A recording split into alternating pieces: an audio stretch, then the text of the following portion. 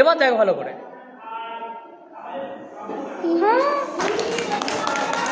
এই পাইপটার সাথে বেলুন আটকানো আছে, কি করে হচ্ছে আরেকবার বুঝিয়ে দিচ্ছি, ভালো করে দেখিয়ে দিচ্ছি, দেখবি, ঠিক আছে?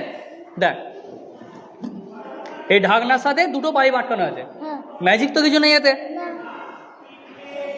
হাওয়া আসছে, বেলুনটা ফুলছে, স্বাভাবিক।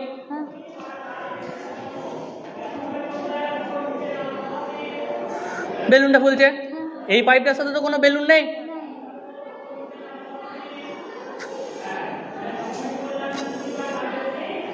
কি করে হচ্ছে কেউ বলতে পারবে? কেউ বলতে পারবে? এর মধ্যে তো হাওয়া ঢুকতে পারছে না, তাহলে হাওয়া ঢুকবে কোন দিক দিয়ে? এই দিক দিয়ে।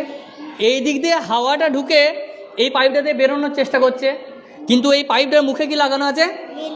তাহলে বেলুনটার ভেতর দিয়ে হাওয়াটা ঢুকে এই পাইপটা দিয়ে আসার চেষ্টা করছে, কিন্তু বেলুনটার ভেতর দিয়ে তো আর হাওয়াটা বেরোতে পারে না, ওই জন্য বেলুনটার ভেতরে যে হাওয়াটা আছে সেটা ঠিলছে এই পাইপটা দিয়ে বেরিয়ে আসার জন্য, তাই বেলুনটা কি হচ্ছে?